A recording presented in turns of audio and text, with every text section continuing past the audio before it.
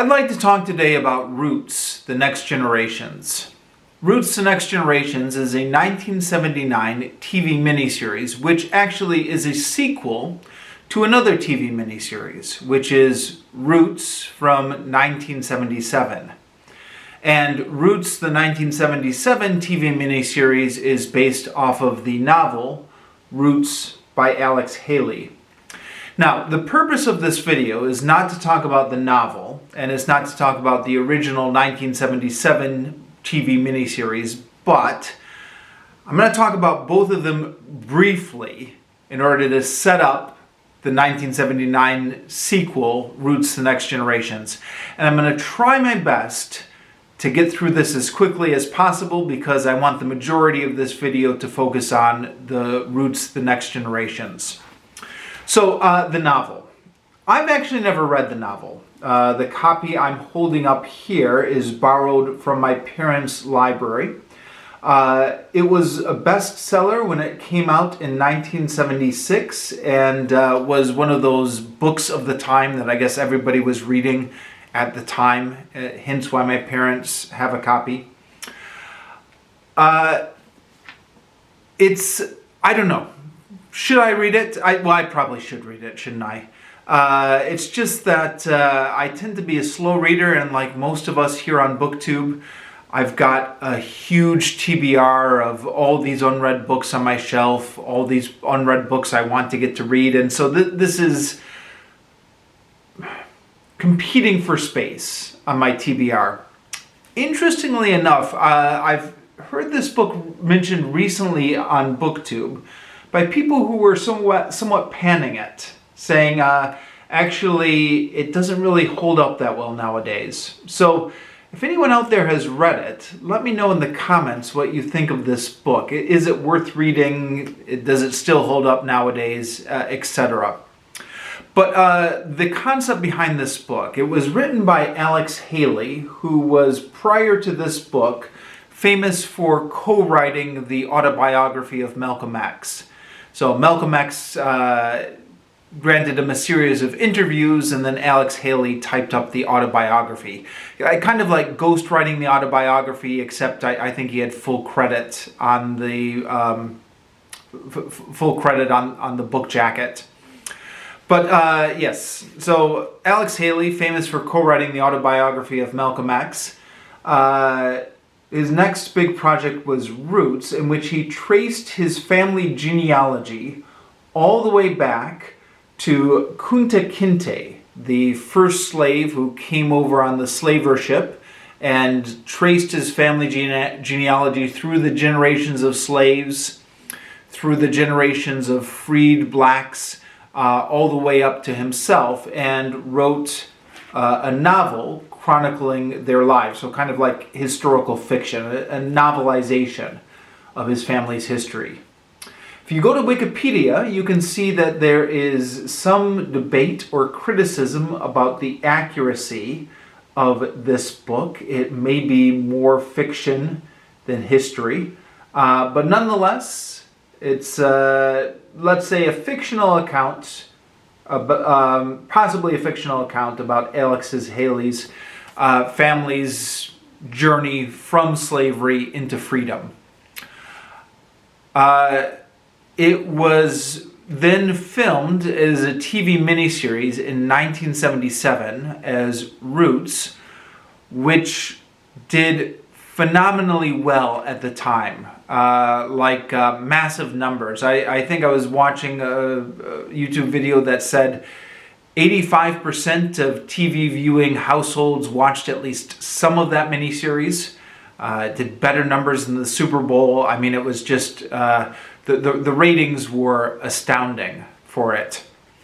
Now, I, like many people of my generation, and I maybe define my generation as people who were too young to see Roots when it was originally aired in 1977, but who grew up in the 80s and 90s in the aftermath of Roots.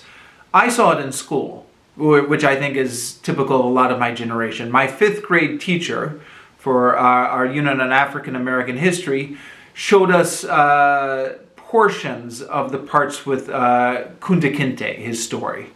And it made a huge impression on me, as I think it made a big impression on most people who saw it back then. I didn't really get a chance to see the whole thing until I found it in a video rental store in the early 2000s when I was living in Japan. And it was, I believe, 6 videotapes you could rent. And I rented those, and then I watched the whole saga from beginning to end. So, briefly then, my review of Roots, the original 1977 series. It's dated. It's got a lot of hallmarks of 1970s TV, and especially 1970s prestige TV drama miniseries. A little bit overacted in places. The dramatic music is a little bit cheesy. The end of each episode ends on like a character saying a really dramatic line and looking off into the distance, and the music swelling. That kind of cheesy, dated TV styling. Nonetheless, the first couple episodes are absolutely gripping. And this is a story with Kunta Kinte, who is, when we meet him in the story, he is growing up in his African village, coming of age, learning how to be a man. But the narrative, and one of the genius of this TV series is we get to spend time with him, seeing his life in Africa, seeing his family in Africa, and we're getting used to him being in this setting until, I forget when, maybe halfway through the first episode, he gets captured by slavers and then just ripped away from his family, and the whole trauma of being put on the slave ship, going through all the things that these slaves did in their transatlantic journey, and then getting branded and auctioned off and broken into being a slave. It's not uplifting necessarily, but it is completely gripping. The story just grabs you and you are there for it. And despite it being kind of 1970s production and stuff like that, I think that part of it still holds up. As you go through the whole saga of Roots, which I think is like 12 hours long or something, it's, memory serves, maybe 6 episodes, each one of them 2 hours long. That momentum doesn't carry. So we go through the generations, the themes start to get a little bit repetitive as it goes through. You get beat over the head a little bit with, well, not a little bit, you get beat over the head with the themes. So, you know, they do not want you to forget that slavery is bad. And I mean, I don't disagree. Slavery was bad. But you get the sense of filmmakers who don't really trust their audience, who have to say, like, this is the point. Don't forget the point. And then, after kind of just beating that all into you, and there are points where some of the slave owner characters will occasionally show bits of compassion or show some sort of bits of humanity, but the narrative just never allows you to forget that they are ultimately bad people because they're slave owners. And I mean, I don't disagree. Slave owners are ultimately bad people, but the narrative just treats its audience like children to a certain extent. Then, later in the narrative, as we go through the generations, the black family befriends some white people who form a bit of a community. And then the narrative wants to hit you over the head with, not all white people are bad. And again, I don't disagree with the basic message. Not all white people are bad. But we have a specific scene where one of the white people is explaining to one of the black children, you know, we're not all bad. You can't hate all white people. And I think, we didn't need this scene where it was explicitly being said. We should have picked this up by now through the narrative. So it got a, yeah. The series got weaker as it went on, in my opinion. Less gripping, the themes are getting a little bit worn, and the message was getting very heavy-handed. But you know, the initial story of Kunta Kinte was, I think that still holds up. That's still incredibly gripping. So the storyline as it goes starts out with Kunta Kinte, who was ripped away from Africa when he was captured by slavers, when he had wandered away from his village. And then he has a daughter named Kizzy. Kizzy gets raped by the white slave owner and gives birth to a half-black, half-white child who ends up being called Chicken George. Chicken George has a son called Tom Harvey. And it's on Tom Harvey that the original Roots ends. So that was 1977. In 1979, they did the sequel, Roots, The Next Generations. Now, just to get this out of the way, of course, when you hear that now, The Next Generation, you immediately think Star Trek, right? Star Trek, The Next Generation. Now, it's a little bit different because it's Roots, The Next Generations with an S. Star Trek The Next Generation. But I can't help but wonder, was there any influence at all going on between those titles? I mean, I think they were about 10 years apart, right? Star Trek The Next Generation came out, I believe, 88 or 89, if I'm remembering correctly. Roots The Next Generations was 1979. I even Googled it to see if there was any connection.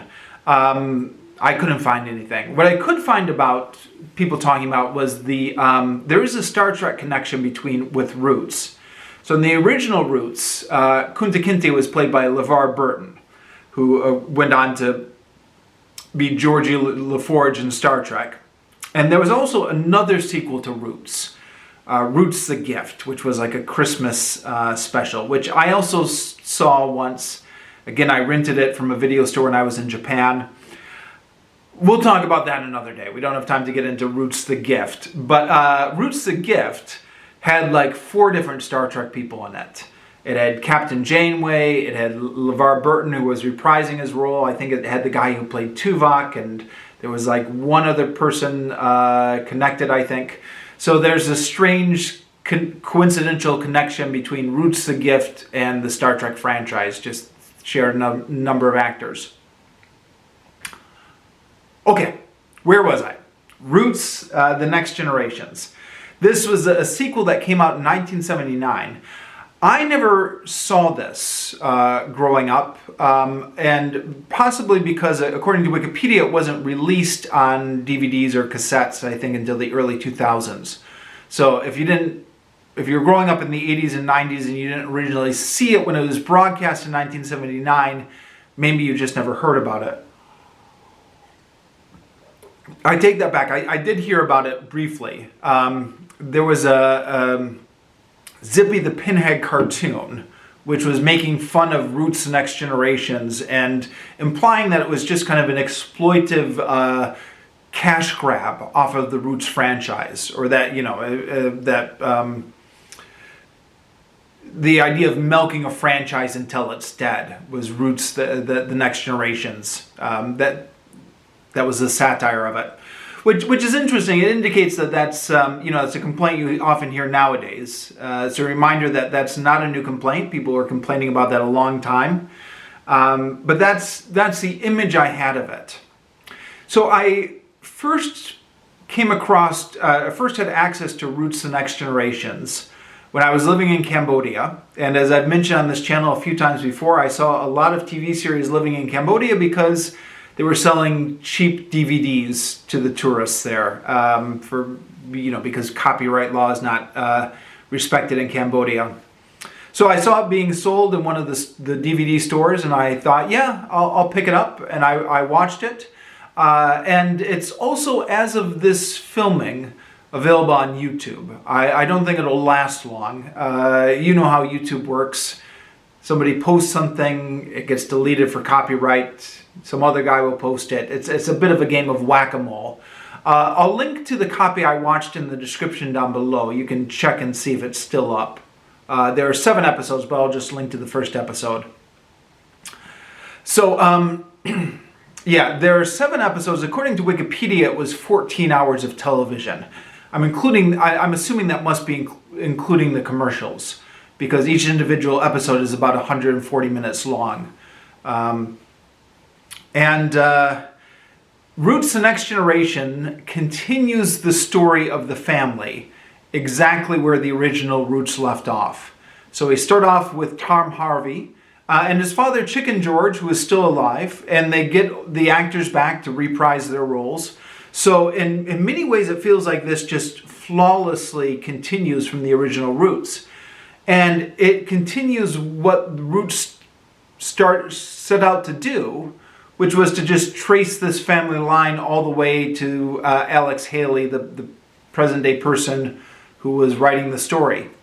So in that respect, it doesn't feel like an exploitive sequel to me. It feels like just logically continuing the storyline. And that's the whole point of this book.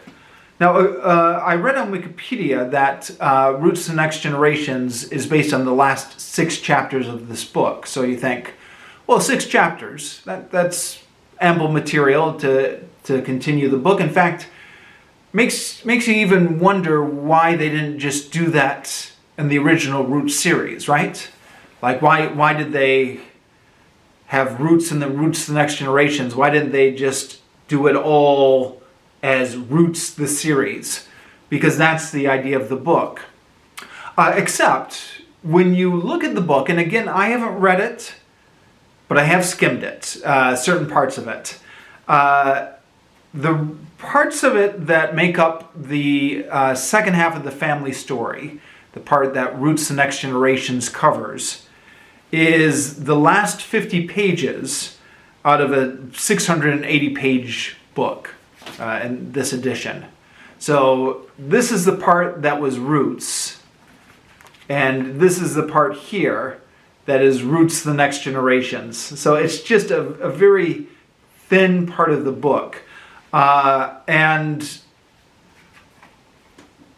as you read through this, or in my case, skim through it, you think to yourself, okay, there's not enough material here to make a 14-hour television miniseries. And sure enough, when you watch it, there's a whole bunch of stuff added in here, added in the series that was not in the book. According to Wikipedia, they were able to pad this out by doing a lot of interviews with Alex Haley and getting additional recollections of his family and stuff like that. But it looks like they also may have just fictionalized or added some stuff. Now, because this was one of the best, most watched television drama series in history, they had no problem getting a lot of talent for the sequel. So Henry Fonda is in it. Henry Fonda plays an old Southern gentleman who's the patriarch of a white family, and their story is running parallel to the black family that we've been following from Roots. Now, there's an interesting little side story in the first couple episodes where one of Henry Fonda's sons, a white man, falls in love with one of the black school teachers who's not part of this the family Alex Haley is following, but she was brought into that town by Tom Harvey. Tom Harvey's the current patriarch of the family. And they actually get married because he falls in love with her, even though she is warning him that this is a bad idea. He falls in love with her and gets married, and subsequently gets disowned by his family, and there's this whole family drama, and he has fights with his brother, and his father, again played by Henry Fonda, is disowning him, and so that drama is playing its way through the first couple episodes. According to Wikipedia, this is largely fictitious. There are characters apparently in the historical archives whose story is somewhat similar, but it's two black people, or maybe one mixed person and one black woman. It's not the white son of the local patriarch. So, okay, but you're making television, you got to fictionalize some stuff. It's interesting insofar as it goes. It takes away our focus from the family, the main family that we're supposed to be focusing on. So indicates that maybe we're trying to pad in some extra material. And then that storyline just gets dropped abruptly. I don't know. Maybe you could argue it comes to its natural conclusion when the patriarch dies and there's a scene where his half-black grandson is trying to save him, and maybe that's the culmination of that storyline, and then we can disregard it. The brother of that character, though, the other brother in that family, the white family, ends up becoming a politician who vies against his father for influence and falls in with a populist farmer party, which is successfully getting votes by taking the poor white farmers' concerns and blaming it all on the black people. And there's a brilliant scene where he's meeting with one of the architects of this party's strategy, and he says, "I have studied all the greatest political speeches from Cicero down to Henry Patrick, and I know exactly what our constituents want." And then it cuts to him on the microphone, just yelling the N-word into the microphone. Only he says the whole word. He doesn't say the N-word. And then he goes on to expand on how black people are the cause of all their misery. That's another thing about maybe the different times in which this movie was made. I think nowadays there would be a lot more sensitivity around that word. In the 1970s, you could use that word in the historical context to show what a racist white character would say in that times and in those circumstances. Now I think even in the historical context, there would be an aversion to recording that word. It's the sensitive times we live in.